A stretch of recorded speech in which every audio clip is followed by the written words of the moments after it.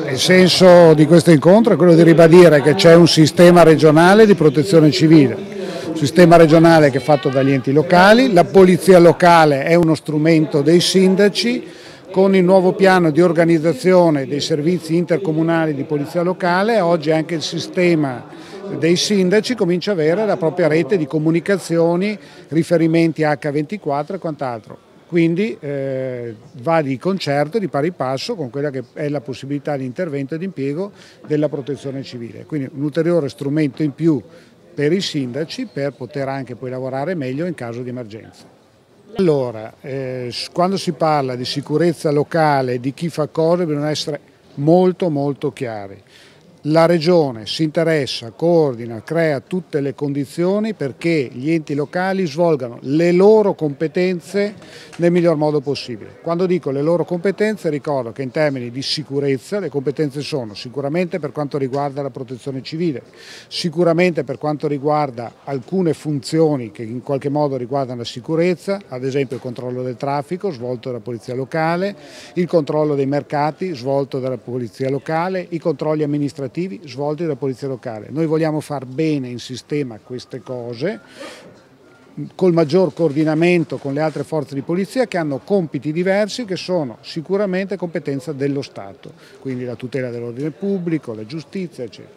In questo momento c'è un dibattito politico, più potere ai sindaci eccetera, in attesa che il dibattito politico trovi le sue soluzioni noi stiamo lavorando come sistema regionale per dare gli strumenti agli enti locali per far bene le cose che sono di loro competenza, che attenzione sono cambiate rispetto al passato, non come funzioni ma come complessità. Voglio dire, basti pensare ad esempio al controllo del traffico. Oggi il traffico provoca molto più danno sociale, molti più morti, molti più feriti delle rapine o di altri fenomeni che riguardano invece l'ordine pubblico. Il controllo dei mercati, se fino a qualche anno fa un Vucumpra era un poveraccio in cerca di fortuna, oggi è sicuramente il terminale di una rete criminale molto più ampia. Queste cose le facevano anche prima i vigili urbani, la polizia locale, i sindaci, continuano a farlo, però evidentemente il fenomeno è cambiato e quindi bisogna avere gli strumenti formativi in termini di mezzi, in termini di sistema per affrontare emergenze, competenze vecchie ma con emergenze nuove. Le ronde non possono sostituirsi in nessun modo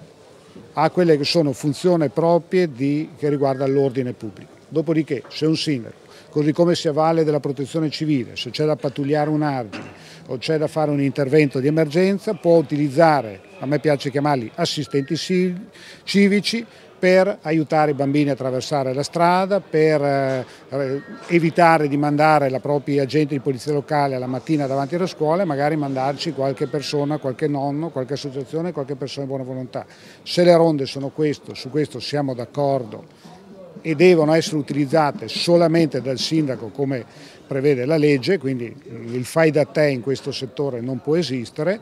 Se sono altro, personalmente, ma non solo personalmente, sono contrario, cioè in nessun modo può passare l'idea che quello che è una funzione di garantire la libertà e la sicurezza, che è